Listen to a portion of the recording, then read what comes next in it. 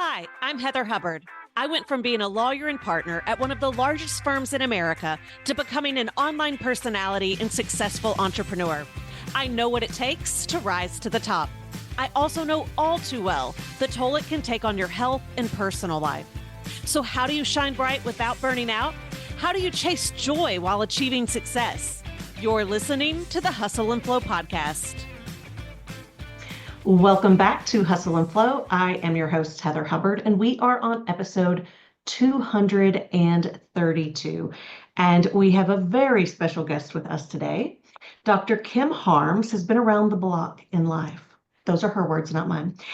She practiced dentistry with her husband, Jim, chaired a school board, was the first woman president of the Minnesota Dental Association, and was a national spokesperson for the American Dental Association. Dr. Harms lost her mother and son to suicide and her husband to a broken heart after the death of their son. She is an award-winning best-selling author and international speaker on grief, conflict, and legacy management. She is also the co-host of the Rethinking Death.life podcast. Dr. Harms, thank you so much for coming onto the show. Oh, thank you for having me, Heather. It's just a pleasure to be here. So I have a lot of professional women who listen to this podcast. So what I would love to actually talk about first is your career path. I would love for you to share a little bit about how you got into dentistry. And obviously you were a mom, you were a wife, you're running a business, and you're also a leader. So I would love for you to just kind of take us back and share how you got started on that journey. Well, of course, ultimately, I'm just trying to figure out at 68 what I'm going to do with my life. I just can't figure it out yet. But that's beside the point. Well, you asked a question about how I went to dental school, so that's a little bit of a story. I was born missing fingers. I'm thalidomide baby, so I'm get only 7.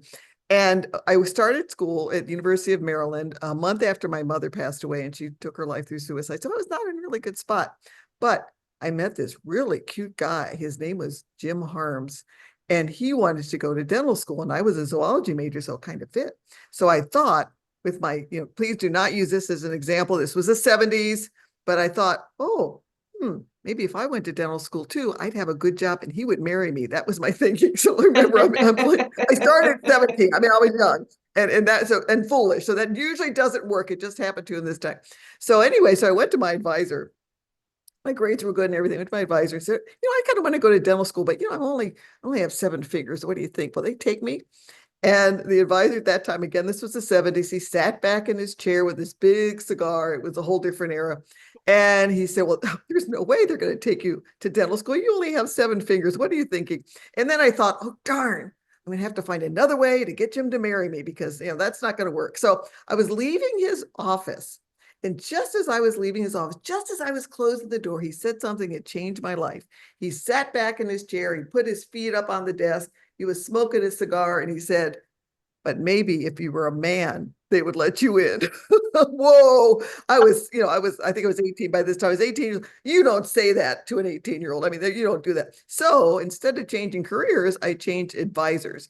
And I found another advisor, Dr. Potter, who was absolutely terrifying in the genetics class. He was scary, but she was a great advisor. And she said, gee, I don't know when I asked her that question.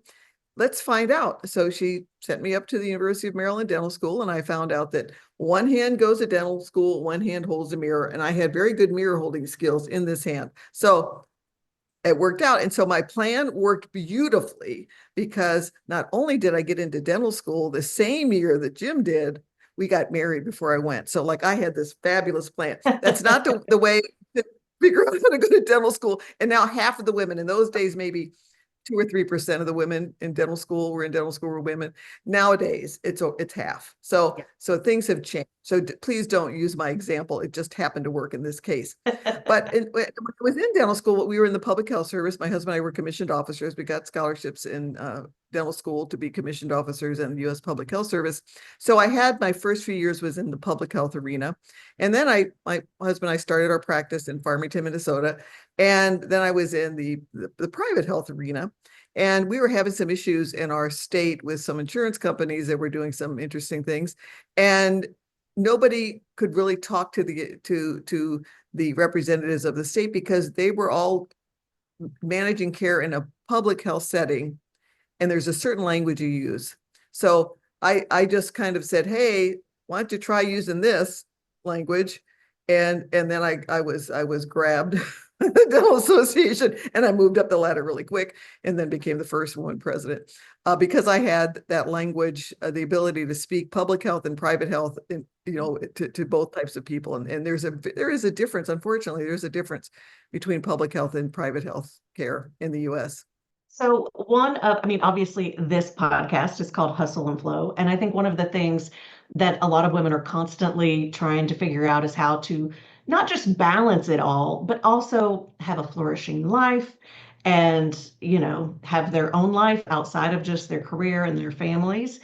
But when I think back to trailblazers like you, I'm curious, were those thoughts you all even had, or were you just like blazing trails? Well,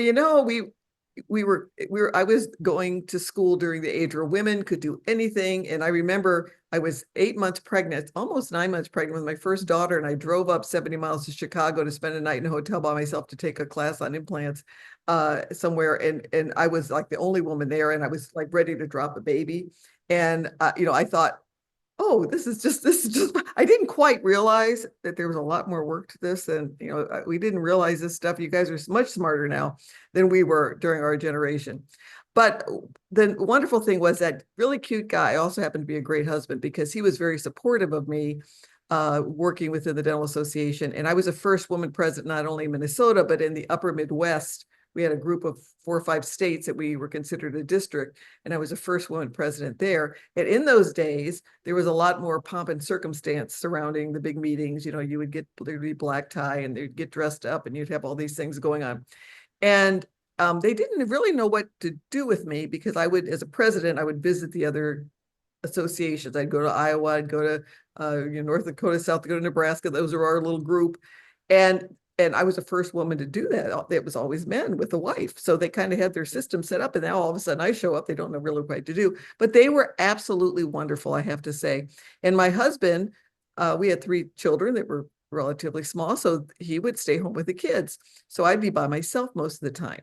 And they had to just kind of juggle what to do. Another thing that I did before I accepted the nomination to be president is I said, look, we would have to reorganize this whole thing because the president at that time was going to all the subcommittee meetings, and they were probably gone 4 or 5 nights a week in meetings. And I said, well, I can't do that. I'm going to make every single game my kids have. I'm going to be there for that.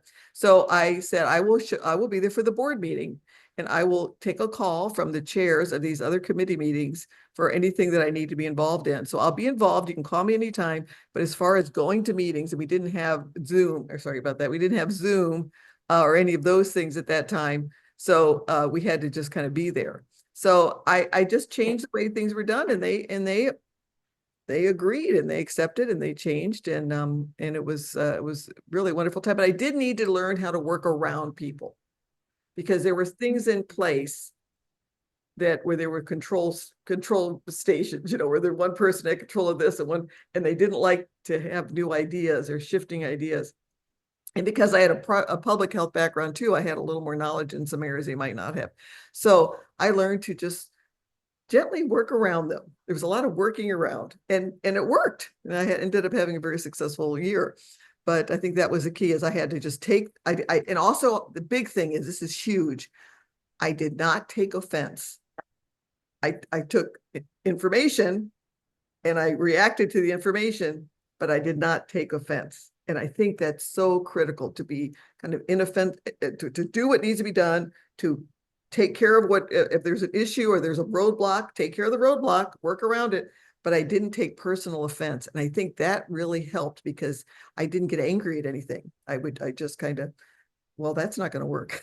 So let's just go around that. So I think that was probably one of the And I didn't know that I was doing that, but I think that was probably one of the best things I did was I just didn't take offense. I just worked around. I stood up for what I believed in, and I sometimes collided. I didn't take offense, and I just worked around when I had to. So you said that you're still trying to figure out your life. I love that because I always tell my family when they ask like when are you going to retire? I'm like never, because there's just so much fun. There's just so many things to do in life. So one of the things that a lot of us talk about is what does it look like to actually make a transition? And so, right, you had this very lucrative dental practice, and now you are speaking, you are an author, you are, tell us what all you do now and how you made that transition. Well, the transition was not made voluntarily by me because a year after my son died, which was the biggest explosion of my life, losing a child to suicide, let me tell you, will completely put you in the bottom of the grief pit trying to suck up the mud. It was a horrible time. And a year after that, I lost. I went to the Mayo Clinic. I was having some neck pain, and we all have dentists all have neck pains. We have back pains. I got arthritis. We got all that stuff, but it was really getting bad. So I went to Mayo Clinic and they discovered I had nerve damage in my good hand. The one hand that was working, I had nerve damage. And so I could hold a mirror here, but I only had one hand. So in one day, I had to give up my career. And I was a breadwinner because my husband had just had liver cancer and had a liver transplant. And so he was working part-time. I was working full-time. So, your whole identity just explodes when you have to make those transitions. And I remember talking to I was on the phone. Went into the bathroom at the Mayo Clinic, like, and cried for like an hour, and nobody would see me. And then I was coming home and I called my pastor. I have a fabulous pastor. I called my pastor. I can't pastor anymore. And he said something to me that is kind of strange, but it worked. I guess he knew me enough. We'd been through a lot. He was a great pastor. And he went through all the stuff we'd been through a lot. And he said to me, well, Kim, it's not the worst thing that's happened to you. And I'm like, going, I guess it isn't. I guess I've survived. I mean, that's not, I wouldn't advise saying that to people, but for some reason he knew me and he knew that would work. And it kind of helped me to just kind of get myself in line. So I had some time on my hands after that because I could no longer practice, just cold turkey, full-time to done. And I was 54. And so I decided I was really still in the grief pit, trying to find my way out. And I decided, well, I should just become a grief counselor. And I really should have gone to a grief counselor. That would have been much better thing to do. But sometimes we think we can do anything. So like, I'm going to just become a grief counselor. So I did.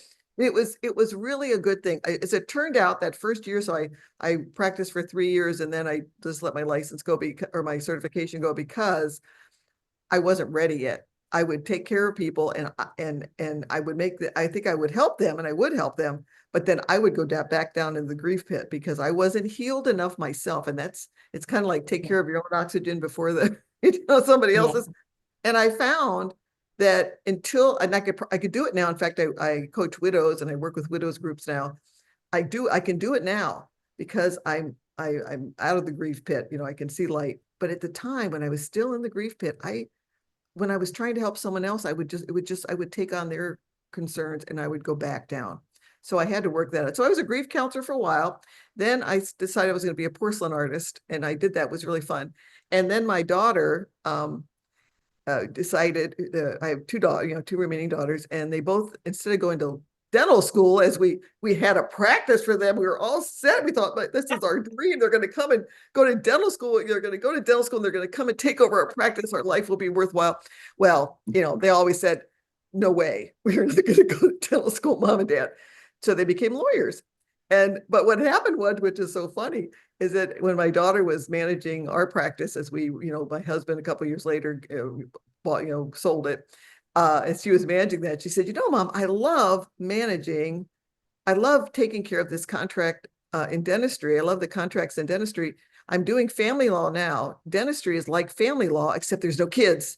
And I just get so depressed with all the kids that they have to suffer during divorces and so on. But in dentistry, there's no kids. And it's the same stuff. It's like contracts and stuff. So she just decided, this little, how old she was. She had 3 kids. And she just decided, I'm going to start a dental law firm. Mom, will you help me and be my dental consultant? And I said, oh, you betcha. Of course I will.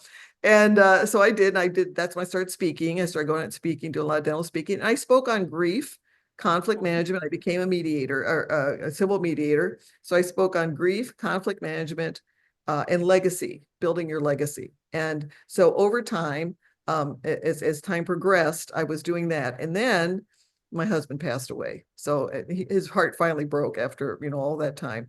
And so then I found myself, so talk about transition, right? So first, I'm a mom of a boy. I have 2 children, but mom, but not a mom. My mother, died. I had to transition then. Son died. I had to transition then.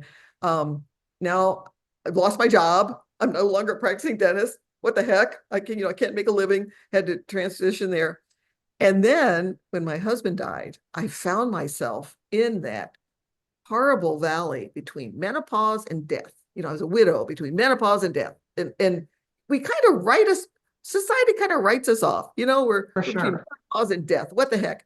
And I agree with you about retirement. I found that during the time when I was always being busy with something, but I kind of got depressed if I didn't have a purpose or something to work on, or, that's just how I am. Everyone's a little different. I have wonderful friends that have gone down to Florida and live in these wonderful places, and they are absolutely happy with their lives. But for me, I had to have some sort of work to do. And so I started, I had a wonderful woman who started a widows group right after my husband died. So 2 days after my husband died, she says, I'm starting a widows group. You want to join? I said, yes. And I did. And so a week later, we were all together.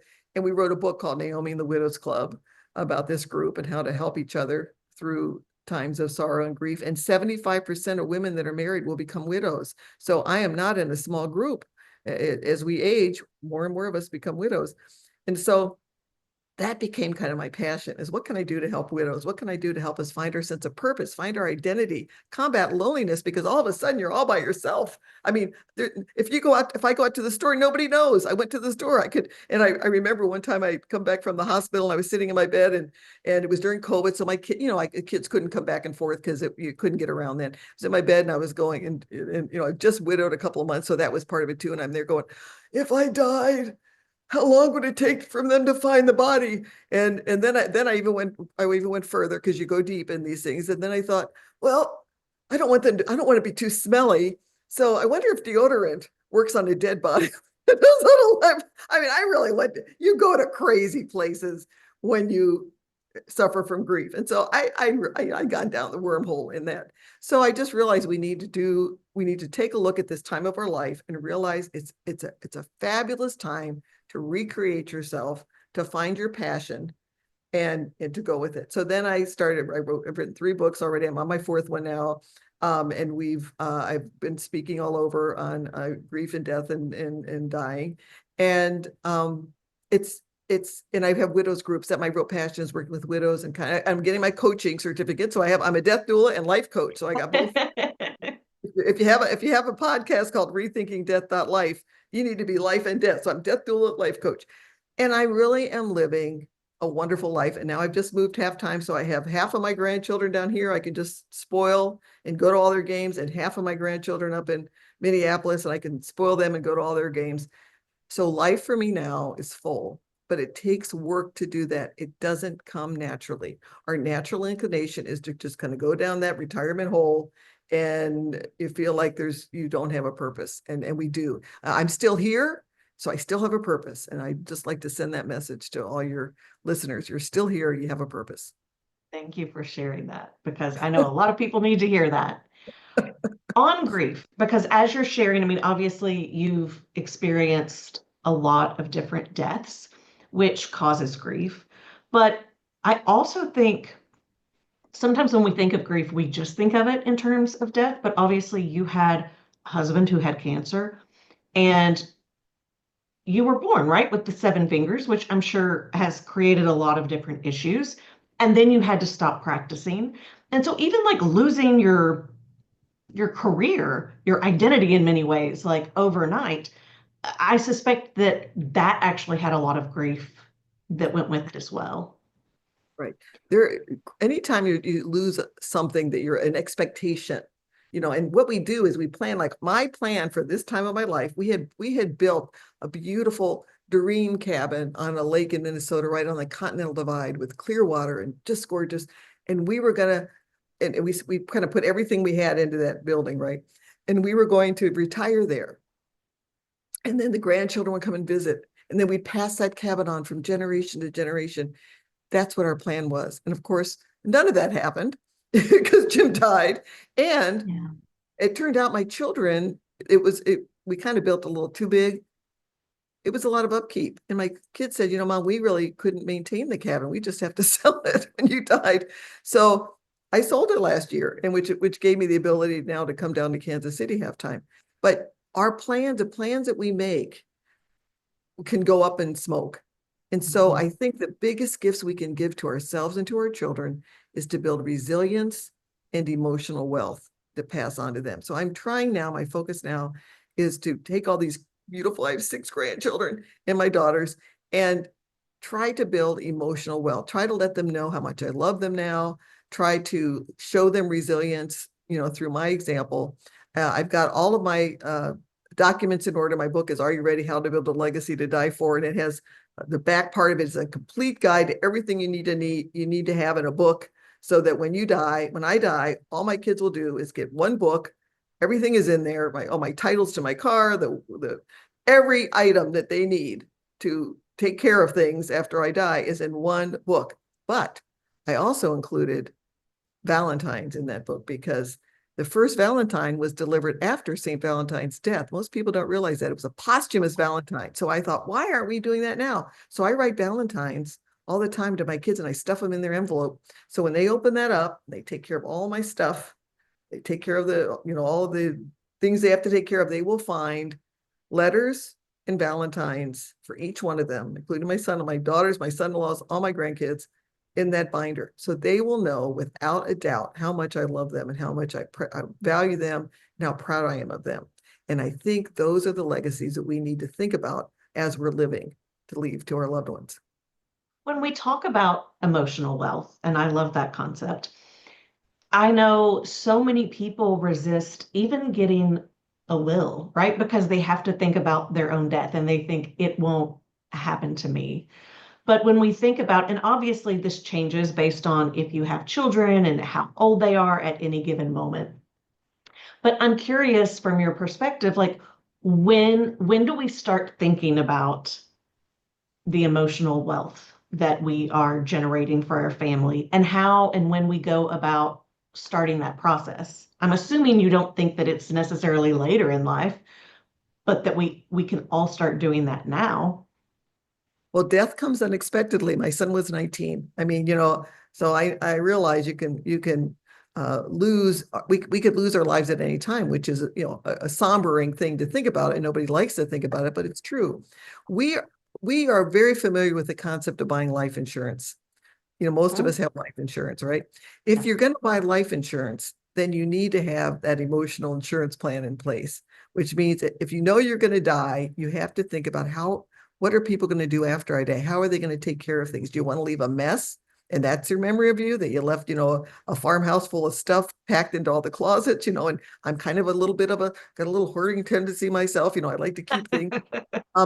Or are we going to, in my will, I have a provision that my kids can go through and take whatever they want. But when they're done and there's no more for them to take, then a company will come in and just take all the rest of it away, so they don't have to do that. So we have to think about the process of what happens. And when you don't leave a will, leaving your estate in order is a gift of love. Because if you don't leave a will, you're setting your family up for confusion and for conflict. How many families do you know of that were getting along and doing fine, and somebody died and it wasn't set up well, and the family never talked to each other again? And the greatest thing I can leave my daughters is their relationship with each other intact. And so make it easy for them. Make it so that there's less likelihood of conflict. Make it so that there's less likelihood of confusion, because they're going through grief anyway. You don't want to you don't want to, add on to that conflict and confusion to their grief, because that's a bad combination, and things get said. I'm a little on the stubborn side myself, and so are my girls, my grandkids. I'm seeing that streak, So we occasionally have some discussions that might not always be pleasant, and make sure you get all that taken care of. Forgive now, apologize now, reconcile now, do all those things now. Because you don't know, and I know with our son, we fortunately in our family, we always say, I love you at the end of every conversation. Every phone call, I love you. We just automatically do it. When my son died, all of our family members were able to remember that the last words they said to him were that they loved him. And don't forget to do that. Understand that life is not going to proceed as you planned. Things are going to go wrong, and just be prepared for that. So for those who are like, I've not even really started thinking about any of this, like I have a will, but this is maybe like a new concept that they're like, I've not really thought of that. How would you recommend that they get started in that process? Well, that is exactly the reason I wrote this book, because the book starts the first quarter of it. First third of it is talking about legacy, all the legacies, love, education, all the wonderful legacies you can leave to your family. Second talks about death and dying, and talks about what people think are going to happen after we die. I mean, it's just a fun conversation about death, because we need to lighten it up a little bit. Then the last part is a detailed list of all of the things you need to have in that legacy binder. So you have, your password. People forget, if you don't have your passwords, how are they going to find, all your information, all your titles to your car? My husband's filing system was plastic bags that looked like garbage bags, by the way. So it's very dangerous. So I had to, when he died, I had to go through and take care of all that. Have things in place so it's one-stop shop. They just look right there. They open it up. Everything is there. And, my book has lists, and there's other books you can find out there that have lists of things that you need to have done. But get that comprehensive list. And the fun thing is that it doesn't take a lot of time. I was amazed at how quickly I was able to get all that stuff together. There's a couple things I still need to do. I'm a veteran, so I need to get the veteran. If you're a veteran, you need to get the veterans information so that you could be buried. You get buried for free. You got to take that free benefit, right? So some of those things, you might need a little work. I have a little work to get to that, but everything else is in there and complete. It just takes a short period of time to fill all that stuff out. And the list is in my book. You can find it elsewhere. Is that the book, Are You Ready? How to Build a Legacy to Die For? Are You Ready? How to Build a Legacy to Die For. The last third of that is a complete listing of everything you need to do to build the legacy book and emotional wealth in your family, because it talks about let's send those love letters, let's send those Valentines, let's make sure you forgive. That's part of that last plan to make sure you're ready to go. I know right now that if I were to, if the lightning were to strike me right now, I would be ready, and it gives you a lot of peace to know that. So to ask yourself, are you ready right now? And most people would say, no, because they're not. Yeah, I mean, I do think that when you experience a lot of death in your life, it becomes easier to talk about. Yeah. But for a lot of people, the concept of talking about your death or talking about the death of other people, I know even in my family, there was recently a conversation. I think my father said, but I plan to be here for a long time. And it's just really interesting how families and friends, like, we don't want to have the conversations. So even when someone opens the door, we start to like walk away from it. Do you have any tips or ideas on how to actually help people have those conversations? Yes, I actually have it on my website. There's a 5-step plan to having a family discussion, because I have a free book that you can just download and that'll help you. But basically, what I do is I try to suggest to the family, and both my daughters are lawyers. One of them is just fine with talking about it, and the other one's like, no, Mom, I don't want to talk about it. So Yeah. you're gonna find that. So it's a little hard on my family too. But and in fact, we've got one coming up, that's kind of in the works. We're gonna sit down and talk about everything. But I want to just give you a little story about why it's so important and why people don't. I had a dear friend whose sister had passed away fairly young from liver cancer, and she had a lot of property in her name. And her husband and her children knew that it was kind of a mess, that they was going to be really hard to get that all put in order after she died. But they didn't want to say anything to her, because they felt that they were admitting that she was really dying. So that's one of the reasons to do it now when you're not dying, or that, we're all dying, but right now, when you don't know you're going to die, you don't know there's a deadline, do it now before you're sick, because when you're sick, that might happen to you. And it was a disaster. It's going to take them years to get through the mess of changing those properties around and doing all the things they need to do. And they could have had it taken care of in maybe, an hour of sitting by her bedside and having her sign papers. They could have had that all taken care of, but they didn't, because they said, we're just going to expect a miracle. And that's okay to expect the miracle. So let's get that stuff taken care of before we need to expect a miracle. Let's just get it taken care of now so that it's ready no matter what happens. And I'm sure we both could probably sit around for hours telling stories of people who didn't have their affairs in orders and whose family was just destroyed by that. Yes, yes. So on the free PDF that they can get, that is at drkimberlyharms.com. Yes. drkimberlyharms.com. And I will put that link in the show notes. And then also your podcast, rethinkingdeath.life. Tell us a little bit about that. Oh my gosh, I'm having so much fun. I'm a death doula, and I have another widow friend who was in that first widows group, who is a big speaker all over the country and is also now a death doula. And we just decided, hey, this is our next transition, so we better start talking about it. And we just have a fun podcast talking about death and life. Live your life now. You die well by living well today is kind of our motto. And so we have the first one was the doyen of death. Gail Rubin is our first guest, and we have about 6 podcasts with her. And then we have a hospice podcast, and we have a woman who wrote Anticipating Heaven, physician who wrote that. And we have so many wonderful guests. We have a widows section, a special widow series, and we're going to have a scammer series, because at our age, we're getting scammed all the time. I mean, those scammers, I think they have my number. I think I might get 5 or 6. Both of us fell into a couple. So we're going to admit our shame. We're going to just admit that shame on our podcast and help people avoid scams, because that also it's a problem as you get older. And my kids don't really know how much I kind of got stuck with one of my scams, but mine was on books. People are, they're going to get your book here and they're going to market your book or whatever. Those are the scams I fell into. But we just try to help us to live now, realize that we're still here. We still have a life. We still have purpose, and then get ourselves prepared for dying and not be so afraid of it. To just look it in the face, know what's going to happen, and get prepared for it. And I'm having a blast. It's so much fun. I love how you are just turning this topic on its head. And I absolutely love that phrase, die well by living well. That is just such a wonderful message. Thank you so much for coming on the podcast today. This has been such a fabulous conversation, and it's obviously something we all need to be talking about more. And I love how you just bring some levity to it, and look forward to checking out your podcast. Any last words that you want to share before we wrap up the show?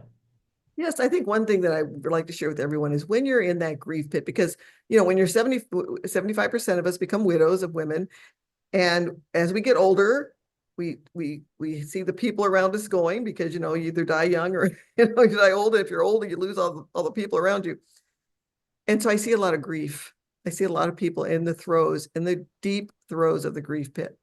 And I just want to say that it's so critically important that you understand that climbing, fighting, kicking, screaming your way out of that pit, because you have to work at it. It doesn't just happen, is one of the most important things you can do just for yourself and for everybody around you. So I would like to tell all these people that are in that grief pit at some degree to just fight it, do battle with it, because I think sometimes we just think, it's gonna happen. It could, but you really need fighting it and struggling and getting out and working to joy is such an important thing you can do for yourself and for your family, and for leaving that emotional wealth by showing the next generation how to be resilient. Thank you so much. Everyone, we will be back next week with a brand new episode of Ask Me Anything. Thank you so much, Dr. Harms. Thank you so much, Heather. Thank you so much for joining me for this week's podcast. If you're watching on YouTube, give the episode a like and leave a comment below so we can keep the conversation going. Also, be sure to subscribe to the channel so you never miss a future episode or announcement.